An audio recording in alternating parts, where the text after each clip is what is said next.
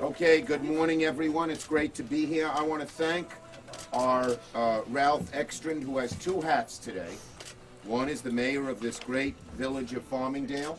You come to the downtown and you see Farmingdale has come back, and that's a great and wonderful thing. And in part, where did the mayor go?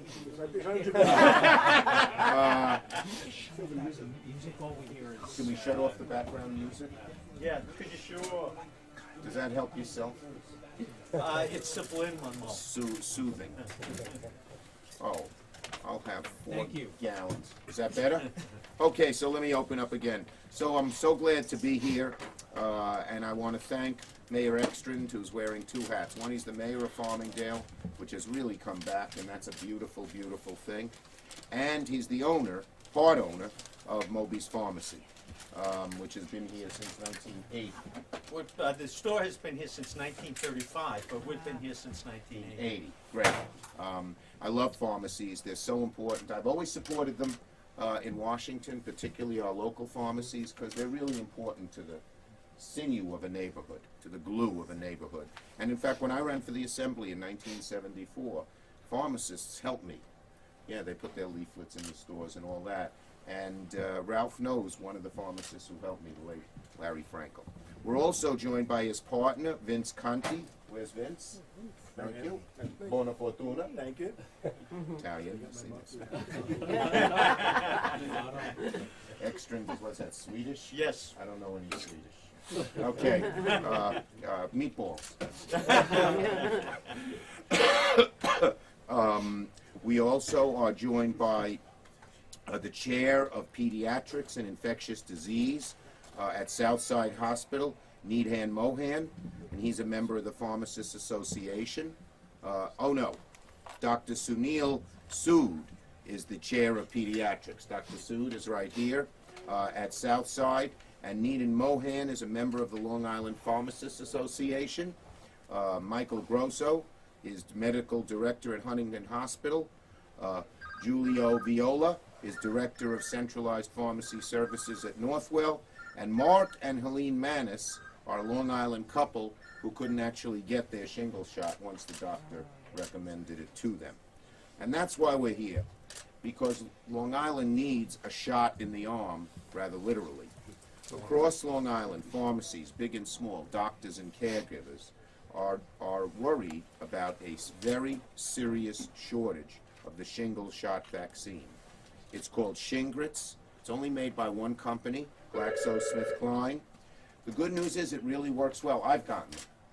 And you get 2 vaccines 6 months apart, and the chances of getting shingles, which is a really awful disease, are reduced by more than 90%. They're extremely effective, far more effective than the old shingles shot. The bad news is there's a huge shortage. The bad news is there's a huge shortage, and Long Island and New York City are feeling the pinch. Here at Moby Drugs, they're out. But it's not just the smaller pharmacies. Call the CVS in Lynbrook. Call the CVS in Long Beach. No shingle shots. In New York City, the same is true. And to make matters worse, nobody seems to know when the next shipments will arrive. And this is particularly bad in a shingle shot situation because you're supposed to get the 2 shots within 6 months of each other. So if you've gotten the first one and your 6 months is about to expire, the second one won't do as much good. So it's very, very bad that there is such a shortage. Many people have been waiting for weeks and weeks for clear answers. Some places say it's a 2-week wait for vaccine. Some places say a month. Some places say more. Okay? But we know one thing. The government shutdown makes it a lot harder to deal with this shortage because Long Island's totally in the dark, knowing when the shingles shot will arrive, because the FDA, 90% of it is closed, okay? We called the FDA. We said, what can you do to help us here? And they said, it's a shutdown, and we're working with extremely limited staff. In other words, virtually nothing that they could do. That is a bad, bad thing. So, and there's a second worry with shingles. Because if you get shingles, that's not contagious. But it's caused by the chickenpox virus, and it makes chickenpox contagious. ages. So the more people who have shingles, the more young people in particular. It's the father of a 6-week-old grandson. It's even more damaging. So babies and children with compromised immune systems could be hurt as well. So whether you're young or old, or a family with kids, this shingle shot shortage should be very, very troubling. And it's one of many examples of this shutdown hurting us. However, I am asking the FDA, despite the shutdown, to do 4 things. First, call the shortage an emergency. They have the power to do that. Second, once it's an emergency, to step in and work as a go-between between the one manufacturer, Glaxo, and the suppliers to see what's going on and to get the shingles shots out. There might be regulatory hurdles. There might be other changes that might be temporarily lifted so we can get this vaccine across the United States as quick as possible, and particularly to prioritize it where there are shortages. The FDA has the power to do this. They've done it in the past. But with no employees, or virtually few employees, they don't have the ability to do it. So A, declare us a priority. B, get the shingle shots here. C, if you have to bring back more employees under an emergency designation, which is allowed by law, do it. And then we could help solve this problem. The FDA is good at putting pressure on the manufacturer, telling them produce more of this stuff, work 3 shifts. And the manufacturers work with them. And it's worked in the past when there have been shortages. We've had shortages of all sorts of things, insulin, right? Yes. Right? And other kinds of, but the FDA has stepped in and done a good job, but right now, because of the shutdown, they're paralyzed. Declare it an emergency, get more people to work, and do the thing you normally do, so we can get shingle shots here on Long Island and in the New York metropolitan area. Okay? Who else is speaking? Gary? It's underneath your talking. It's underneath my talking points. Okay, and then I have something to say on state and local deductibility. And first and foremost, our host, Ralph Ekstrand, Mayor of Farmingdale, part owner of Moby Drugs. How did you get the name Moby? The original owner in 1935's name was Abner Mobigot. And in the neighborhood, as you know, it's all family in the Right. neighborhood. They shortened it. Well, we're going down to Moby's. Got it. Okay, there You you know. go. Thank you, ladies and gentlemen. It's a pleasure to see everybody here. It's a pleasure to have our colleagues in pharmacy and medicine here. We all know from Senator Schumer's speech here how important it is to have the shingles vaccine available. It is recommended for people, believe it or not, my age. I can't get a shingles shot, and I'm a pharmacist. And I have tons of people here who would inject me with it. We don't we don't have it, and it's as our parents get older. My mom is 99. She can't get her shingles Praise shot. God. Oh, Oh, that was mine. Sorry. no. I was just knocking wood. Anyway, it just shows you the importance of this vaccine. It can be life-saving in the elderly, like my mom, who's 99. Really, and anybody here will agree with me. When you get that age, you really need the shingles shot. It's very, very important. Good job, Ralph. Senator, thank As you very usual. much. You're always welcome here. Thank you. I love Farmingdale. One of my best friends, Carol Kellerman, was raised here and went to Farmingdale High School. She's a Daler. Yeah, it's a Daler. Right. Okay. So, and next we'll hear from Dr. Sood, the chair of pediatrics at Southside. Dr. Sood. So just some very quick facts and statistics on shingles and the vaccine. And we'll tie it up with children, as Senator Schumer already did, grandparents and their grandchildren. So shingles is caused by the same virus that causes chickenpox, so it's called varicella zoster virus. And after a person recovers from chickenpox, it can actually stay in the body lifelong. And for unknown reasons, it can reactivate as shingles, which is usually just a rash on one part of the body, but a very, very painful rash. And also, as has been mentioned, in the elderly, or if you're young and you go on cancer chemotherapy or steroid drugs, your immune system gets suppressed and this virus gets a chance to reactivate and cause a very painful shingles. Actually, one in every three people in the United States will get shingles in their lifetime. That's how common it is. And there's about 1 million cases of shingles a year in the country. And the important thing is you can get it again. And the vaccine, such as Shingles vaccine, actually decreases the chance of you getting it again and again.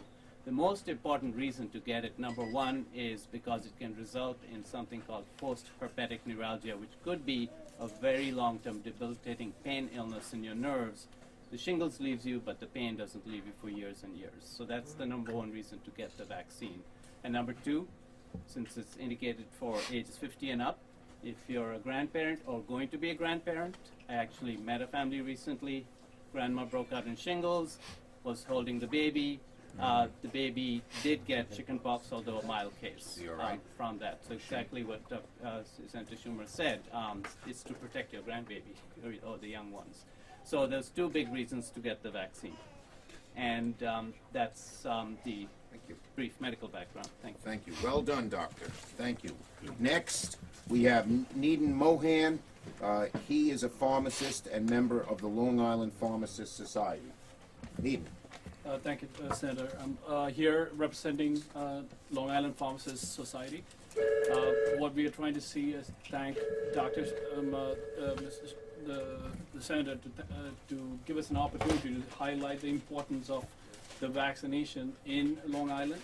As you guys are all aware of, Long Island is the most populous island in the world, and the aging population in Long Island is probably around the ageist population in the whole of the world too. So we are trying to get this vaccine to every single person. Our parents, our community, our grandparents are all affected by this disease. And this one vaccine can reduce the chances of a patient getting shingles up to 90%. And it can prevent a person from getting either shingles and post-herpetic neuralgia for the next 4 years for about 85% of the patients who are on it. So, Senator Schumer, if you can please urge the FDA and try to get this situation remedied. We could take care of our community, our patients, our parents and grandparents, so that this issue never survives. Thank you. Thank you, Senator. And last but not least, two Long Islanders, average, typical, very nice Long Islanders who tried to get a shingles shot and couldn't. Mark and Helene Manis. Come on up. Thank you, Senator. I am Mark Manis. I'm Helene Manis. Helene Manis. And in 2004, I had an autoimmune disease that was nearly fatal. So my internist is insistent upon keeping me updated on my vaccinations. And as of now, this is the last one I need to update. I'd like to get it done. And he told me you can't get it. I can't get it, no. And we both had the original shingles vaccine. Right. But as soon as we found out that there's a better one, Right. we want to make sure that we're as covered as we can be, because we've heard from a lot of people how painful it is. And hopefully our son is going to be having a grandchild soon. Good. God willing. Okay. Thank you. Thank you, Senator. That cold. Yes, cold. Thank Good. you. Yes. Oh, I'm not sick. Oh. You never know, right? No, she gave it to me. Okay. Okay. I'm going to say a word on state and local deductibility, which I know there was a little event here. Now, one of the worst things that happened last year was this tax bill capped the state and local deduction, which picked the pocket of hundreds of thousands of Long Island homeowners. The average state and local deduction was $18,000 in Suffolk, $24,000 in Nassau. So when it's capped, people get clobbered on their tax returns. But now there's a move in the House of Representatives to restore the deduction. I am fully in support of it and will do everything I can as Senate Minority Leader to make sure it happens. This is something that hurt the middle class. It was not the kind of tax that we needed, and very, very bad, particularly for Long Island, where our homes are expensive and our taxes are high. Okay? All right, questions on shingles first, to any of us, if you have them. Questions on other subjects? Senator Sarah with CNN, wondering if you have any updates at all about ongoing negotiations during the shutdown. I know earlier this morning you said you wouldn't, acknowledge any compromise unless you heard it directly from the president. I just wanted to see if you had any Yeah, updates. well, the president just keeps, there are other people who come and say things, and then the president undercuts them. The vice president came to me and said, what about $2.5 billion? And an hour later, the president said, I'm not for 2.5, I'm for 5. So we need to hear these things directly from the president. You can't negotiate that way when people keep changing. Secondly, I would like to see the government open up. Here's one of many examples. And, you know, whatever the disputes there is about border security, we can debate those. But don't shut the government down, which hurts millions of New Yorkers. Let me give you a few examples. One, obviously, we have 16,000 federal workers not getting paid. Second, there are all sorts of contractors whose workers are not getting paid. They don't work for the federal government, but they have contracts with the federal government. Third, our airports. The TSA, they're having trouble getting people. They're not getting paid. Some of them, you know, you're a middle-class person. You depend on a paycheck. You don't get a paycheck. You don't have the money to commute to the airport. We're having fewer people there, longer lines, and it hasn't hit safety yet. But if we keep it up, God knows, hope it wouldn't. So there are lots of things that are hurt. Oh, next week, the people who filed early start getting their tax refunds. Won't happen unless the government opens up. So we have a lot of reasons that we need the government to open up. Whatever dispute there is on border security, one side says one thing, one side says the other, fine. But don't shut down the government as hostage. Open it up quick, and we're going to try to do that again this week. Okay? Other Senator, questions? how exactly is this going to end? I mean, what is it going to take to end this? Well, opening up the government would be the best thing, because I don't know how it'll end and when it'll end. The president has sort of stuck to his position, hasn't budged off it. Some of his emissaries say he might budge off it, but we haven't heard it from him. Let me just ask you, the congresswoman, the new congresswoman said the other day, we're going to impeach the mother blanker. What is your reaction to that? Using such language is wrong. And on impeachment, I agree with Speaker Pelosi. Before you jump to a conclusion, let's see what the report that Mueller gives. Now, Mueller's report should be unimpeded. No one should interfere. But we should read the report and act from there. Other people are saying that they believe the president is unhinged and unfit. Well, I'm not going to comment on that. Okay. Okay? Okay. Thank you, everybody, and a happy New Year. As was mentioned, it's my first press. No, it's not. It's my second or third press conference and about 12th appearance on Long Island since I became a grandfather. But I want to tell you, 2 days ago, he's 6 weeks old. He smiled and turned over. He's a genius.